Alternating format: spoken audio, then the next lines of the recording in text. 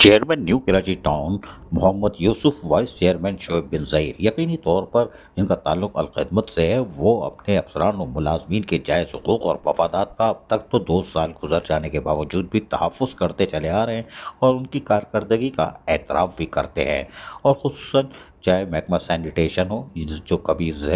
کئی جگہوں پہ تو سینیٹیشن ہوتا ہے لیکن یہاں سینیٹیشن ہے، اور یقینی طور پر ان کے افسران و ملازمین جو انسپیکٹر ہیں اور ڈپٹی ڈائریکٹر ہوتے ہیں یا مقدم ہوتے ہیں، ان سب کو نوازا جاتا ہے، یعنی نوازا نہیں، ان کی کارکردگی کا اعتراف کیا جاتا ہے اور ان کو شیلڈ بھی دی جاتی ہے تاکہ ان کے اندر اور